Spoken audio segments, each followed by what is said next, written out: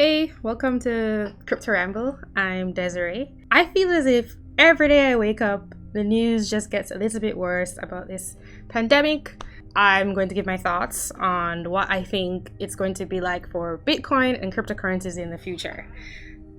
In brief, I do think that it's bullish for cryptocurrencies, not necessarily Bitcoin, but most likely beginning with Bitcoin. However, I don't know at what point that bullish is going to come in. So I can say long term, but I don't know when that long term is going to actually kick in. There are a couple of things that I want to go over. First of all, I want to talk about what has happened. And then I also want to mention what that means. And then tell you, my analysis on what I think is going to happen.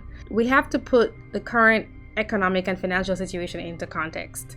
I was on Twitter and Caitlin Long did a great thread on it. I'll try to put a screenshot. Even though it wasn't super detailed, the basic idea behind it is that we're in debt. That's pretty much everyone around the world, but specifically in the US, everything is being financed by debt. And also, a lot of this has to do with government manipulation of interest rates that give poor signals to the economy at large. And then everybody's acting on top of that. And we don't have savings that sort of equal. We don't have assets, including savings, that are equal to the amount of debt that's out there. So you don't have collateral that the debt is being borrowed against. And you also don't have savings fueling the debt. It's just more debt. And that's the context of the coronavirus hitting everyone. So emergencies happen.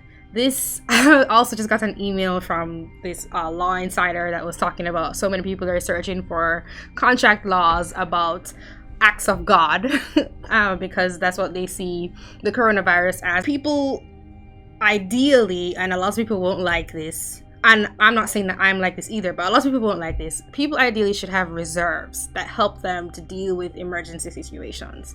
And because everything has been fueled by debt in the economy, nobody has any reserves. So what's happening to the system is a big shock, which I think should wake people up to the fact that we should be more conservative in terms of having an economy just be functioning on debt all the time. However, what most people are taking it as is, well, let's just do more of what got us into the situation in the first place. And so the response to the coronavirus has been a lot of people taking out cash, which makes sense because they're like, oh, we might need it now. We need liquid cash. And so we've seen everything dropping. The stock market's dropping, even though they're trying to pause it. Bitcoin doesn't have any fail stop, or crypto doesn't have any fail stop. So everything has just gone down. And we're seeing the government react very authoritarian, in order to solve these problems. And we're seeing a lot of people like it. So people want a sense of security because they never built up that sense of security. I don't think it's wrong to want that, but specifically through the government.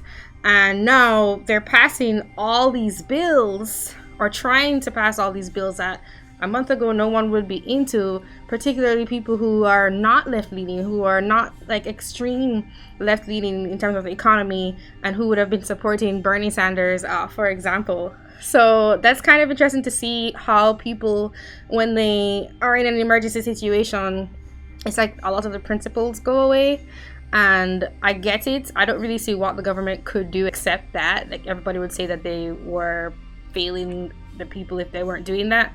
However, it is simply doing exactly what put us into the situation in the first place, which is printing money and issuing debt when there isn't anything to back it. So they've set the fractional reserve lending proportion of actual money needed in the banks to 0. That's insane.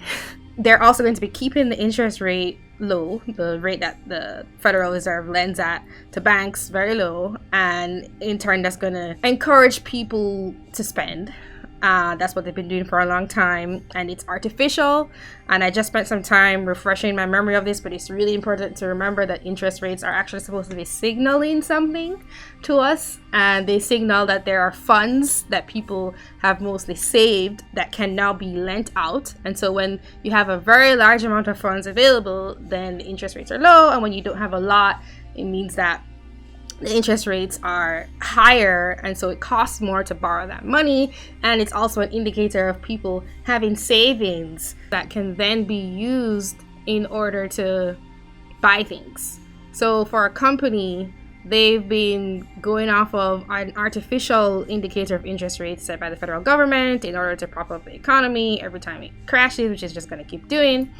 The government has made it so that if a business wants to borrow money, they think that the cost of borrowing that money is a lot lower than it really is, and that there's a lot more money out there from savers to purchase whatever they're producing, and all of that is wrong. It's totally screwed up.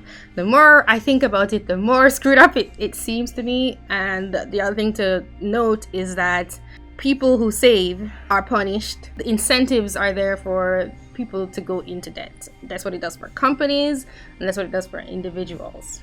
So I would say that's the state we're in, and then the government response has been to make everything worse, keeping interest rates even more artificially low. Now banks don't have to even have any money available, and I get it. The purpose is to keep the economy going. But ideally, when life hits you in the face horribly, then it's a signal for you to change because you weren't prepared. So you might feel the shock. Well, you're gonna feel the shock anyway, even if it's not immediate, but you'll feel the shock and you'll be like, holy F word, I really need to fix my priorities so that the next time this happens, I'm not in this state. And I think that it's actually important for, I guess, my generation. Like, there was already the 2008, 2009, which definitely impacted anybody who's like, who's a millennial like me. So you already have that, but at that point, that was more our parents and then us feeling the shocks of it. At least that's what it was like for me.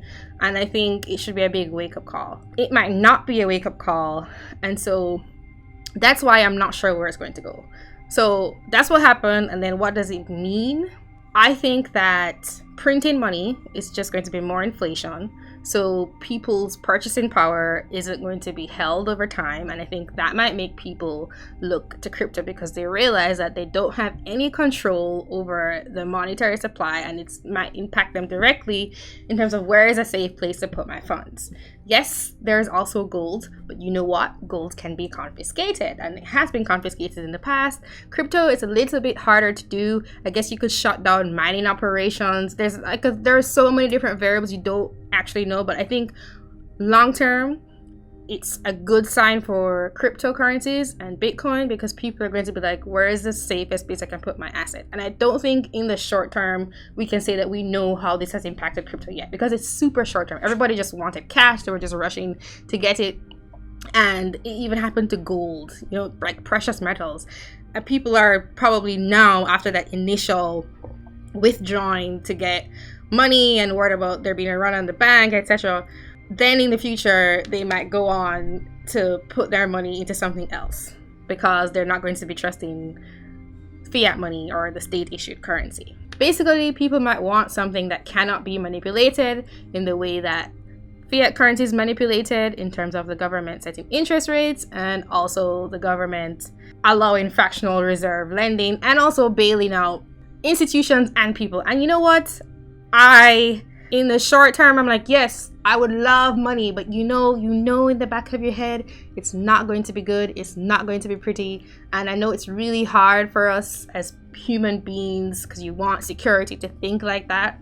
But like, you're going to feel the effects either today or sometime tomorrow. And none of this is good. All of this is going to end really, really badly, in my opinion. I just don't know exactly when. What might happen, I think another thing to consider is that the purpose of money is knowing that when you get it from someone, you can give it to someone else in order for them to give you something that you want, some good or some service of value. I don't know what that currency is going to be. It has to be something that everybody believes in. And I think people might shift towards crypto because they realize how much fiat currency is manipulated.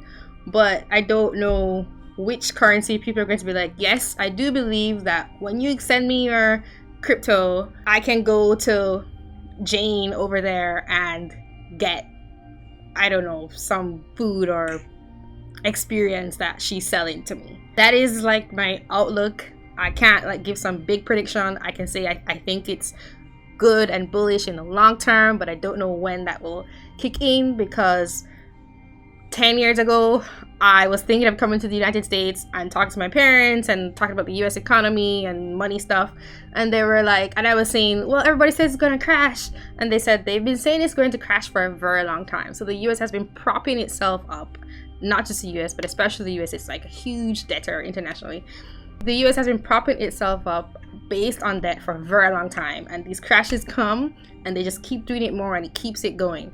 So it could not crash immediately, but everything has a cost.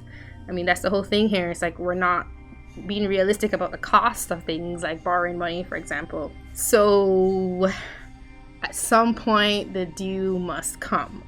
It's possible that you can just crash everything, like when the housing crisis, where like all the market prices drop, and like that's actually a good thing. That's what should happen with the banks, let them fail. But that's also a cost, and it's the cost of waking up, resetting everything, and that has to happen at some point. I just don't know when it's going to happen.